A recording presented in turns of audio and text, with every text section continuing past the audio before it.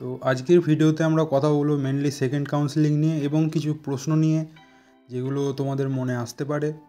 তো আমি আজকের ভিডিওতে আগেই সেগুলোকে নিয়ে আলোচনা করে দেবো, তোমরা সেটা দেখে নাও।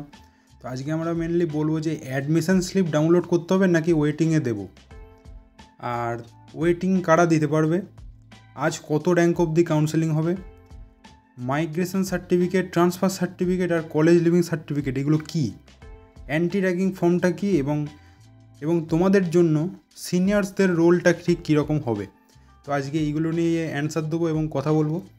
তো অ্যাডমিশন স্লিপ ডাউনলোড করতে হবে কি হবে না, এবং ওয়েটিংয়ে কি তোমরা দেবে। দেখো, তোমরা ফার্স্ট কাউন্সেলিংয়ে যাদের নাম এসেছে তারা তো অ্যাডমিশন স্লিপ ডাউনলোড করেছো বা ওয়েটিংয়ে দিয়েছো। তো আজকেও সেকেন্ড কাউন্সেলিং, তো সেকেন্ড কাউন্সেলিংয়ে যারা কোনো কলেজ পাবে আর সেই কলেজটা যদি তোমাদের ইচ্ছা মতো কলেজ হয় তাহলে তোমরা অ্যাডমিশন স্লিপ অবশ্যই ডাউনলোড করবে। আর যদি মনে হয় যে না, এটা তোমাদের পছন্দ নয়, আর এটা যদি তোমাদের প্রথম কাউন্সেলিং হয়, মানে হয়তো তোমাদের নাম ফার্স্ট কাউন্সেলিংয়ে আসেনি, তারা আজকে কিন্তু ওয়েটিং দিতে পারবে। কিন্তু যারা ফার্স্ট কাউন্সেলিংয়ে নাম এসেছিলো, ওয়েটিং দিয়ে সেকেন্ড কাউন্সেলিংয়ে এসেছো, তারা কিন্তু আর ওয়েটিংয়ে দিয়ে থার্ড কাউন্সেলিংয়ে যেতে পারবে না। আর আমার সেকেন্ড কোশ্চেনের অ্যান্সারটাও ঠিক এটাই, ওয়েটিং কারা দিতে পারবে না, যারা ফার্স্ট কাউন্সেলিংয়ে কোনো কলেজ পেয়েছে তারা কিন্তু এরপর আর ওয়েটিং দিতে পারবে না। ওয়েটিং যারা দিয়েছিলে ফার্স্ট কাউন্সেলিংয়ে তারা আজকে কলেজ পাবে, এরপর এটাতে যদি তুমি ভর্তি না হও তাহলে তোমার কিন্তু ক্যান্সেল হয়ে যাবে। কিন্তু সেকেন্ড কাউন্সেলিংয়ে যাদের নাম আসছে তারা থার্ড কাউন্সেলিং অবধি ওয়েটিংয়ে রেখে যেতে পারবে। যদি ক্লিয়ার না হয় তুমি একবার কমেন্ট সেকশনে জিজ্ঞেস করে নাও, আমি অ্যান্সার দিয়ে দেবো। আচ্ছা, আজকে কত র্যাঙ্ক অবধি কাউন্সেলিং, দেখো কারা অ্যাডমিশান নিচ্ছে, কারা ওয়েটিংয়ে রাখছে, এইগুলোর উপর ভ্যারি করে। তবু মোটামুটি ফার্স্ট কাউন্সেলিংয়ে 1600 অবধি বা 1700 অবধি স্টুডেন্টের নাম এসেছিলো। তো আজকে মোটামুটি আশা করা যাচ্ছে 2200-2300 স্টুডেন্টের নাম আসবে। আর থার্ড কাউন্সেলিংয়ে হয়তো 2200-2300 বলতে 2200-2300 র্যাঙ্ক অবধি স্টুডেন্টের নাম কিন্তু সেকেন্ড কাউন্সেলিংয়ে আসবে। আর যাদের র্যাঙ্ক মোটামুটি 2800-2900 বা 3000 বা তারও বেশি, তাদেরও থার্ড কাউন্সেলিংয়ে চলে আসতে পারে। এবার ব্যাপারটা হচ্ছে যে অনেকেই এরকম আছে যারা সরকারি কলেজ পেলে তো ভর্তি হয়, কিন্তু বেসরকারি কলেজ পেলে হয়তো ল পড়তে চায় না বা হয়তো ভর্তি হবে না, কারণ অনেক খরচা থাকে।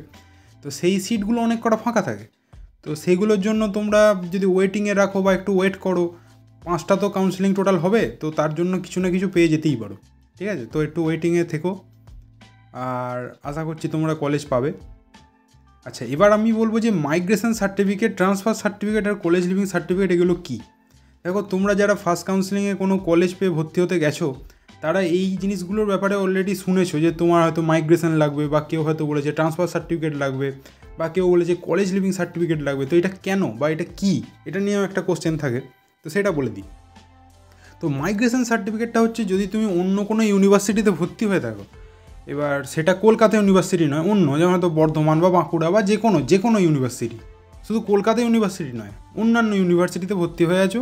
এবার তুমি কলকাতা ইউনিভার্সিটিতে ল পড়তে এসছো, তাহলে সেক্ষেত্রে তোমার কিন্তু অন্য কলেজ থেকে অন্য ইউনিভার্সিটি থেকে মাইগ্রেশন সার্টিফিকেটটা আনতে হবে। যদি না আনো তাহলে কিন্তু পরবর্তীকালে তুমি যেই কলেজে আগে পড়তে বা যেই ইউনিভার্সিটিতে আগে পড়তে, সেই ইউনিভার্সিটির সঙ্গে ক্যালকাটা ইউনিভার্সিটির অনেক রকম আইনি ঝামেলা হতে পারে। তো সেটার জন্য মাইগ্রেশন সার্টিফিকেট কিন্তু কলেজ নেবে, হয়তো সঙ্গে সঙ্গে নেবে না, কিন্তু পরবর্তীতেও হয়তো নেবে। তাই তোমরা সেটাকে কালেক্ট করে রাখবে তোমাদের আগের যে ইউনিভার্সিটি যেখানে পড়তে, তো সেখানে। আচ্ছা, ট্রান্সফার সার্টিফিকেটটা কী। ট্রান্সফার সার্টিফিকেট হচ্ছে যে তুমি অলরেডি কোনো কলেজে ফার্স্ট ইয়ার বা সেকেন্ড ইয়ারে পড়ছিলে, এবার হয়তো ফার্স্ট ইয়ার ল পড়তে এসছো কলকাতা ইউনিভার্সিটিতে, হয়তো সেটা কলকাতা ইউনিভার্সিটির অন্য কলেজ, হয়তো সেটা অন্য ইউনিভার্সিটির অন্য কলেজ নয়, ক্যালকাটা ইউনিভার্সিটির অন্য কলেজ। তো সেখানে হয়তো তোমার রেজিস্ট্রেশন হয়ে গেছে, রেজিস্ট্রেশনটা কিন্তু খুব ইম্পর্টেন্ট। রেজিস্ট্রেশন যদি অন্য জায়গায় হয়ে যায় তাহলে কিন্তু তোমাকে ট্রান্সফার সার্টিফিকেট আনতে হবে।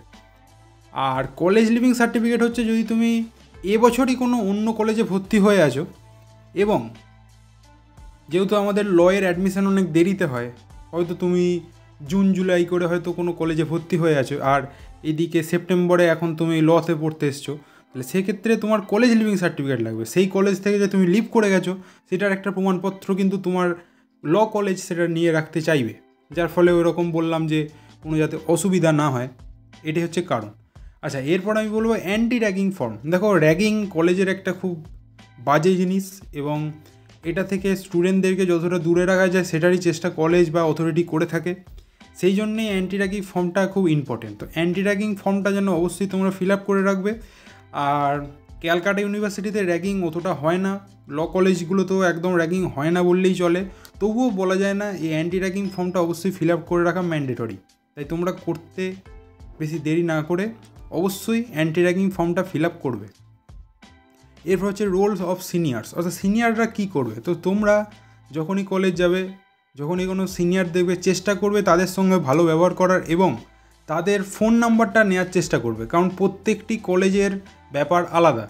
আমি যে ল কলেজে পড়ি, তোমরা সেই কলেজে হয়তো পড়ো না, কিন্তু এবার ধরো তোমার কোনো সমস্যা হলে তুমি আমাকে জানালে, আমি কিন্তু সেই রকম কোনো হেল্প করতে পারবো না, কারণ সব কলেজের ব্যাপার স্যাপার আমার পক্ষে জানা সম্ভব নয়।